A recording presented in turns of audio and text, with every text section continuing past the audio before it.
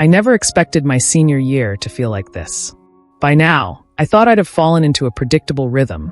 Early mornings, late nights spent cramming, and the countdown to graduation ticking away in the back of my mind.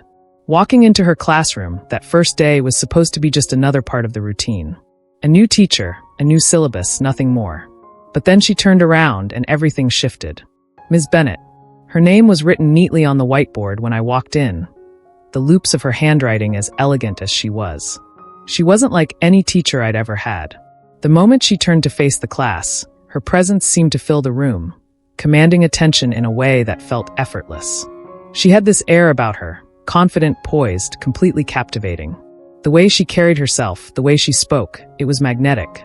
Her voice was smooth, deliberate, every word flowing with a kind of authority that made you want to lean in and listen. I couldn't stop staring at her, and when her sharp green eyes met mine for the first time, I swear the air around us thickened. "Welcome to literature," she said, her gaze sweeping across the room before briefly landing on me again. "I hope you're ready to challenge yourselves." My breath hitched, just for a second, and I quickly looked down at my notebook, willing my heart to settle. It was nothing. She was just a teacher. But still, something about the way she carried herself, the way her voice seemed to resonate, stuck with me. She had this way of making every lesson feel personal. It wasn't just the material she taught, it was the way she brought it to life. Her voice wove through the classroom like a melody, turning even the most mundane topics into something worth paying attention to. At first, I told myself it was admiration. That's all it was. She was the kind of teacher you remembered, someone who could inspire anyone to care about Shakespeare or Fitzgerald. It was a harmless crush, a silly thing I'd laugh about one day. But then came the moments that made me question everything. There were the times her gaze lingered just a beat too long, like she was trying to read me in a way no one else ever had. The way she'd smile at me when I raised my hand, fleeting but warm, like it was meant just for me. The moments we locked eyes during class discussions, and the rest of the world seemed to fall away, leaving just the two of us in the quiet hum of understanding. I tried to brush it off. I told myself it was nothing, that I was overthinking it. Teachers were supposed to be kind, encouraging. That was their job. But no matter how hard I tried to convince myself, I couldn't shake the feeling that there was something more. Something about the way she looked at me, the way she spoke to me, made my pulse quicken and my stomach twist in ways I couldn't explain. And the worst part, I didn't want it to stop. Every day, I walked into her classroom with my heart pounding, wondering if today would be the day something changed. If today, I'd finally understand what it was about her that pulled me in so completely. But all I had were the little moments. The way her hand would rest lightly on my desk as she passed by, the way her voice softened when she said my name, the way her sharp green eyes seemed to pierce through every wall I'd built around myself. I didn't know what to do with any of it. I wasn't even sure if she felt the same pull I did, or if it was all in my head. But one thing was certain, Ms. Bennett wasn't just another teacher. She was something else entirely, and whatever it was, it had the power to change everything. The day everything changed started innocently enough.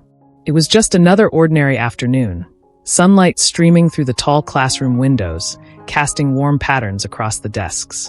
The faint sound of students chatting and lockers slamming echoed through the halls as the last bell rang. Most of the class was already filing out, eager to escape the weight of lectures and assignments, but I lingered, my notebook clutched tightly in my hand.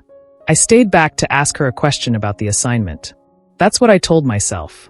It was something simple, really, just a clarification about the essay we'd been assigned. But as I watched the others leave, their voices fading down the hall, I knew that wasn't the only reason I was still here.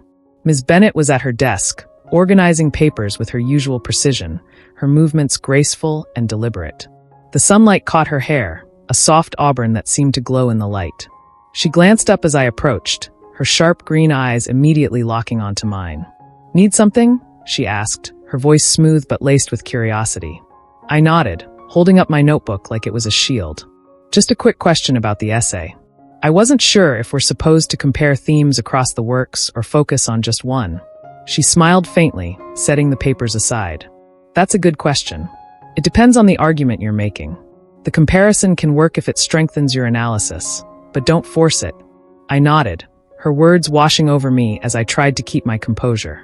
Being alone with her in the quiet of the classroom was unnerving in a way I couldn't quite name. It was like the air had shifted, charged with something I couldn't define but could feel deep in my chest. She leaned back against her desk, crossing her arms as she studied me. "You're one of my brightest students, you know," she said, her tone warm but serious. Her words caught me off guard. "Thank you," I said, shifting awkwardly. Compliments from her always felt different, heavier somehow, like they carried a weight I wasn't sure how to bear. "But," she continued, tilting her head slightly, "I feel like you're holding back." My stomach tightened at her words. "I'm not," I said quickly, but even as I spoke, I could hear the weakness in my voice. It sounded defensive, hollow, like I was trying to convince myself as much as her. Ms. Bennett raised an eyebrow, her expression unreadable. "You don't have to pretend with me," she said softly, her voice dropping just enough to send a shiver down my spine. "I see more than you think." The air between us thickened, the weight of her words settling over me like a heavy blanket. My pulse quickened, my heart thudding loudly in my chest as her eyes locked onto mine. It wasn't the kind of gaze a teacher gave a student. It was something deeper, more searching. I wanted to say something, to fill the silence, but my throat felt dry, my words stuck somewhere between my heart and my lips. The distance between us felt impossibly small, even though I was still standing a few feet away. Every nerve in my body was alive, screaming for me to move, to breathe, to do something. But I couldn't. She stepped closer, just slightly, her movements slow and deliberate. "You're capable of more than you realize," she said, her voice low. "I see it in your work, in the way you think. You just need to trust yourself."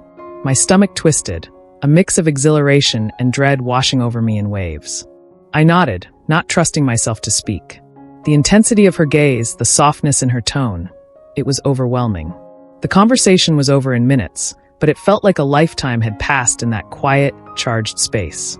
When I finally gathered the courage to turn and leave, my legs felt unsteady, like I was walking on air and sinking into the floor at the same time. As I reached the door, I glanced back. She was watching me, her expression unreadable but intense, her sharp green eyes holding something I couldn't name. The look stayed with me long after I'd left the classroom. It wasn't just the look of a teacher evaluating a student. It was something else entirely, something that made my stomach twist and my pulse race, something that felt dangerous and thrilling all at once.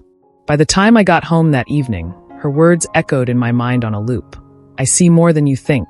She saw me. But what exactly did she see? And why did it feel like she wasn't just talking about my potential as a student? I didn't know the answers, but one thing was clear. Something had shifted in that classroom, and no matter how much I tried to push it aside, I couldn't shake the feeling that everything was about to change. Over the next few weeks, I couldn't escape her. It wasn't just in the classroom, where every glance, every small interaction felt like it carried more weight than it should. It was everywhere. Even when I wasn't around her, my thoughts were filled with her. Her voice, her piercing green eyes, the way she seemed to see right through me. In class, I tried to focus on the lessons, to remind myself she was just my teacher and nothing more. But there were moments when that felt impossible. The way her gaze lingered when I spoke, the faint smile that tugged at her lips when I answered a question, like she was proud of me. It all felt charged, like there was an unspoken understanding between us that neither of us dared to voice. Outside of class, her presence lingered in unexpected ways. I'd catch myself rereading the notes she left on my essays, her handwriting precise and deliberate, her comments encouraging but tinged with something I couldn't quite name. I'd hear her voice in my head, replaying our conversations, dissecting every word and glance for hidden meaning.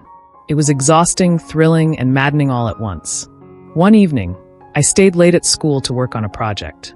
The library was nearly empty, the usual hum of activity replaced by a heavy, almost eerie quiet. The overhead lights cast a soft glow over the rows of books, and the faint sound of rain tapping against the windows added to the stillness. I had been staring at the same page of my notes for what felt like an eternity, my thoughts wandering yet again to Ms. Bennett. The quiet made it harder to push her from my mind, the stillness amplifying the pounding of my heart whenever I thought about her. Then I heard footsteps behind me. I froze, my heart jumping into my throat. The sound was soft but deliberate, the kind of confident stride I'd recognize anywhere. "I didn't expect anyone else to be here," a familiar voice said, startling me. I turned, and there she was. Ms. Bennett. She was standing just a few feet away, her coat draped over one arm, her hair slightly damp from the rain. She looked different in the dim light of the library, softer, less composed but no less striking. Neither did I, I managed, my voice shaky as I tried to regain my composure. She smiled faintly, her eyes flicking to the notes scattered across the table. "You're working hard," she said, her tone softer than usual. "That's admirable." I swallowed hard, the dryness in my throat making it difficult to speak. "Thanks," I said, my voice barely above a whisper.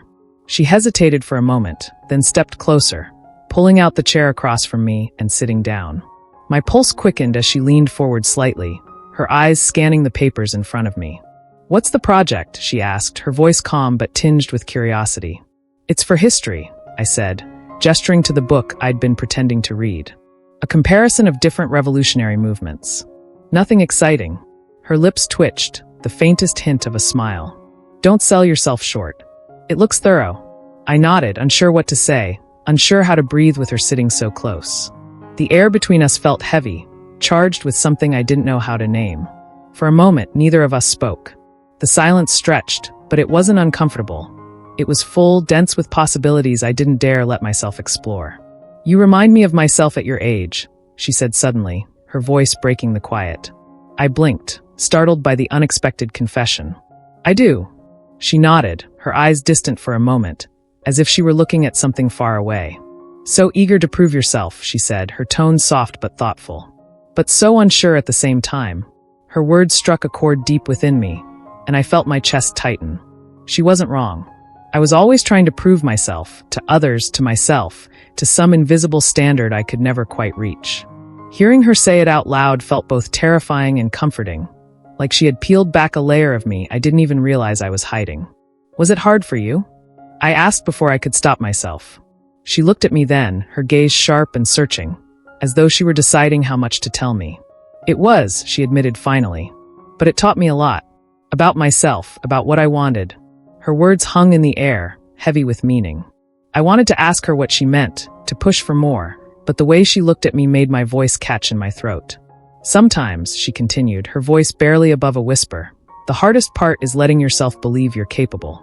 That you're enough." I stared at her, my heart pounding so loudly I was sure she could hear it. Her words felt like an invitation, but to what, I wasn't sure. All I knew was that being this close to her, hearing her speak like this, made my heart race in a way I couldn't control. The rain continued to tap softly against the windows, the sound a faint backdrop to the tension that filled the space between us. "Ms. Bennett," I started, but I didn't know how to finish the sentence. She tilted her head slightly, her eyes never leaving mine. "Yes."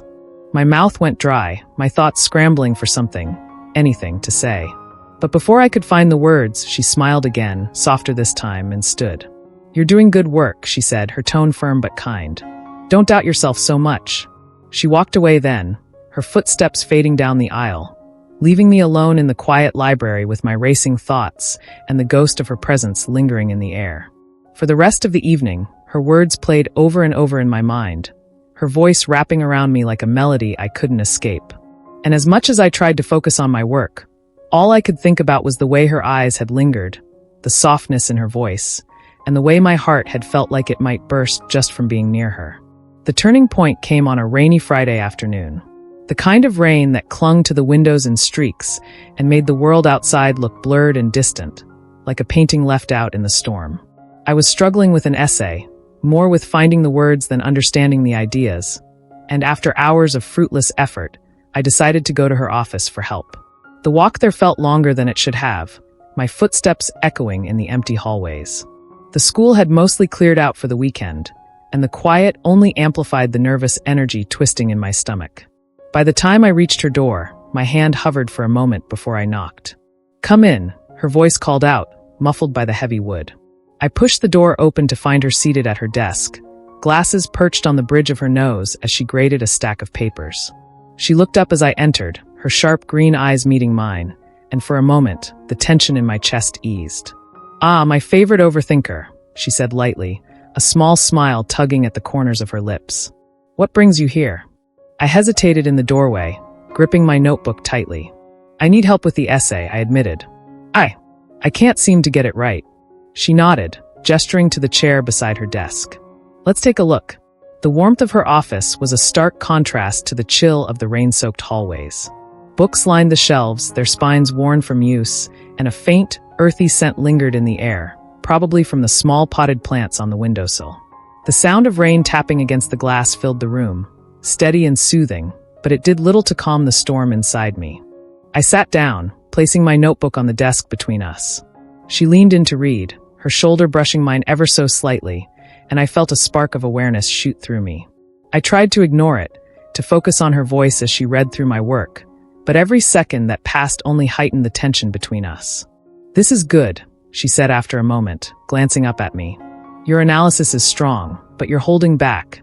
I frowned, her words hitting a little too close to home. "What do you mean?"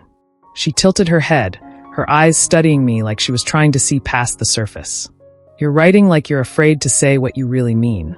Like you're worried about getting it wrong." Her voice was calm, even, but there was something in her tone that made my pulse quicken. "I guess I'm just second-guessing myself," I admitted, my voice quieter than I intended. She set my notebook down, her full attention on me now. "You don't have to," she said softly. "Trust yourself. You're capable of more than you realize." The words felt heavier than they should have, like they weren't just about the essay. I nodded, swallowing hard as I tried to steady my breathing. We worked side by side for a while after that, her guidance precise but encouraging. She pointed out areas where I could be bolder in my writing, where I could take more risks. And yet, even as we spoke about literary analysis and structure, the air between us felt charged, like we were dancing around something much larger. When I finally looked up from my notes, I realized she was already watching me. Her expression was unreadable, her green eyes intense and unwavering. My breath caught in my throat, the distance between us suddenly feeling far too small. "Do you ever feel like there's something you can't say?" she asked suddenly, her voice barely above a whisper. The question hit me like a lightning bolt. My heart pounded so loudly I was sure she could hear it, and for a moment, I forgot how to breathe. "All the time," I admitted, the words slipping out before I could think better of them. My voice shook, but I couldn't bring myself to look away. Her hand moved slightly, just a fraction of an inch, as if she wanted to reach out but was holding herself back. The gesture was so subtle I might have missed it if I weren't hyper-aware of every movement, every breath she took. "Sometimes," she murmured, her voice soft but deliberate, "the hardest things to say are the ones we need to say the most." The words hung in the air between us, electric and undeniable. My chest ached with the weight of everything I wanted to say, but couldn't.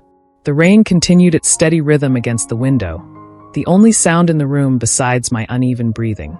I opened my mouth, ready to respond, but before I could speak, she stood abruptly. The movement was sharp, decisive, and it broke the spell that had wrapped around us. "This conversation stays here," she said firmly, her tone leaving no room for argument. I blinked, startled by the sudden shift. Her professional mask was back in place, her expression calm and unreadable. I nodded slowly, my throat tight. "Of course." She gave me a small, polite smile, the kind she might give any student, and gestured to my notebook. "Keep working on it. You're on the right track." Her voice was composed, but I couldn't shake the feeling that she was holding something back, just like I was. I gathered my things and left her office, my heart heavy and my mind racing. The moment felt both monumental and fleeting, like something I'd hold on to for the rest of my life, but could never fully understand. Weeks later, as graduation loomed, I found myself replaying that moment over and over in my mind. I wondered if it had been real or if I'd imagined the intensity, the connection. The way she looked at me, like she saw something no one else ever had. She had changed me, in ways I was only beginning to understand. And while the world moved on, I knew I would carry those moments with me forever. Her voice, her gaze, and the unspoken truths that lingered between us like a secret neither of us could admit.